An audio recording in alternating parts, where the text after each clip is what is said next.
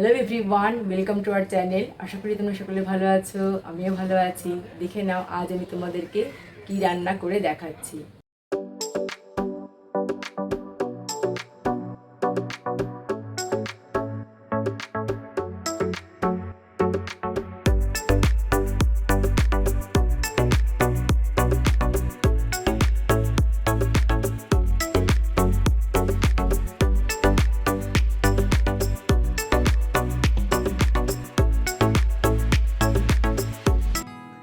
আজ আমি তোমাদের সাথে শেয়ার করছি পাকা আমের আরও একটা রেসিপি।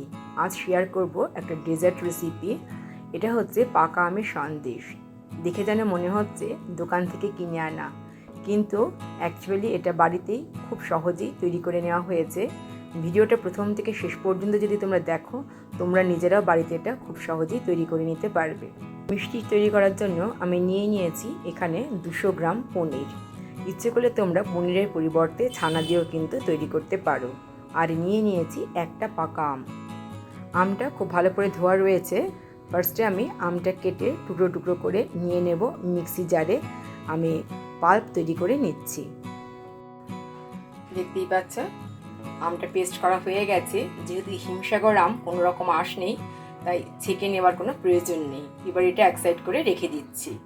আমি এখানে নিয়েছি 200 গ্রাম পনির। পনিরটা আমি এবার গ্রেট করে নেব। দেখতেই পাচ্ছ পনিরটা আমি গ্রেট করে নিয়েছি।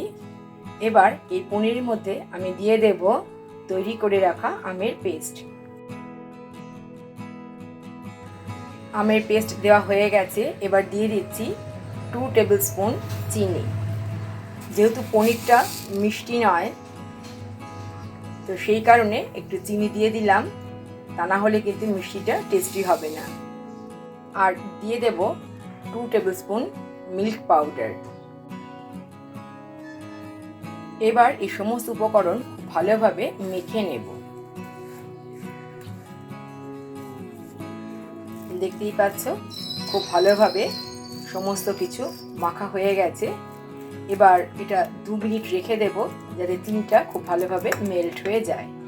গ্যাসের ফ্লেমে কড়াই বসিয়ে দিয়েছি। আর দেখতেই পাচ্ছ কড়াইতে একটু জল রয়েছে, একটু জল থাকবে, তা না হলে না মিষ্টিটা কী হবে বলো তো, কড়াইয়ের গায়ে লেগে যাবে। দিয়ে দেব 1 চামচ দুধ। খুব বেশি দুধ দেওয়ার দরকার নেই। এবার দুধটা জাস্ট একটু ঘন করে নেব। খুবই অল্প দুধ, দেখবে তাড়াতাড়ি ঘন হয়ে যাবে। যেহেতু মিল্ক পাউডার দিয়েছি, তাই খুব বেশি দুধ দেওয়ার দরকার নেই। এবার দিয়ে দিচ্ছি তৈরি করে রাখা পনির, আম, চিনি আর গুঁড়ো দুধের মিশ্রণ। ভালো করে মিক্সড আপ করে নেব। গ্যাসের ফ্লেম মিডিয়াম টু লোতে রেখে কন্টিনিউ নাড়তে হবে। এখন আমি তোমাদেরকে দেখাচ্ছি 5 মিনিট পরে।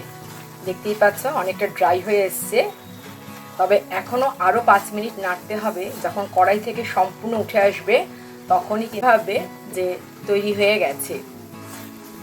দেখতেই পাচ্ছ এখনও কড়াই থেকে সম্পূর্ণ উঠে আসছে না, লেগে রয়েছে। আরও 5 মিনিট পরে আমি তোমাদেরকে দেখাচ্ছি। এবার দেখো আমি একটা ট্রে নিয়েছি। এবার ট্রের মধ্যে আমি দিয়ে দেব একটু রিফাইন্ড অয়েল। ভালো করে ব্রাশ করে নেব। দেখতেই পাচ্ছ খুব ভালোভাবে তেলটা আমি ব্রাশ করে দিয়েছি। দিয়ে দেব বাটার পেপার, আর তার উপরে আমি দিয়ে দেব ঘি। ঘিটা দিলে ভালো ফ্লেভার হবে। একটু ঘি দিয়ে দেবে, ঘিটা ব্রাশ করে নেবে। দেখতেই পাচ্ছ ওপর দিয়ে খুব ভালোভাবে ঘিটাও আমি ব্রাশ করে দিয়েছি। এটা তৈরি করা থাকলো, এটা এক সাইডে রেখে দিচ্ছি। এবার আমি আরও 5 মিনিট পর তোমাদেরকে দেখাচ্ছি। দেখতেই পাচ্ছ কড়াই থেকে এখন সম্পূর্ণ উঠে আসছে। ঠান্ডা হলে কিন্তু শক্ত হয়ে যাবে। এবার এটা আমরা নামিয়ে নেব। এবার মিশ্রণটা ট্রের মধ্যে দিয়ে দিচ্ছি। একটা খুন্তির সাহায্যে আমি স্কোয়ার শেপ দিয়ে নেব। তোমাদের হাতের কাছে যা থাকবে তাই দিয়ে তোমরা স্কোয়ার শেপ তৈরি করতে পারো। আর যদি তোমাদের পাত্রটা স্কোয়ার শেপের হয়, তাহলে তো কোনো কথাই নেই। দেখতেই পাচ্ছ স্কোয়ার শেপ দেওয়া হয়ে গেছে। এবার এর মধ্যে আমি দিয়ে দেব পিস্তা কুচি। এবার এই অবস্থায় 2 থেকে 3 ঘন্টা রেখে দেব ঠান্ডা হওয়ার জন্য। ফ্রিজে রাখার দরকার নেই, ফ্রিজে রাখলে বেশি শক্ত হয়ে যাবে, তাহলে নরম পাকের সন্দেশ তৈরি হবে না। তো 2-3 ঘন্টা যদি বাইরেই রেখে ঠান্ডা করে নেওয়া যায়, তাহলেই ভালো হবে। ঠান্ডা হয়ে যাওয়ার পরে এটা আমি টুকরো টুকরো করে দেখিয়ে দেব। এখন আমি তোমাদেরকে দেখাচ্ছি 3 ঘন্টা পরে। এবার আমি সন্দেশটা স্কোয়ার শেপে কেটে নিচ্ছি।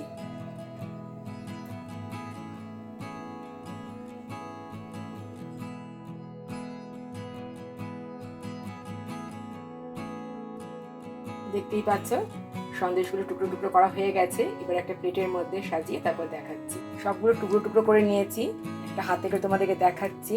দেখো এই রকম হয়েছে, দেখতেই পাচ্ছ কত সুন্দর হয়েছে সন্দেশ।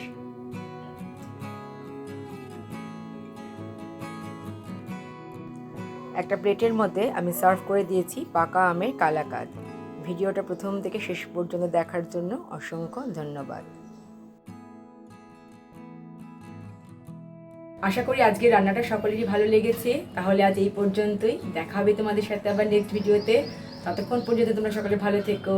টাটা।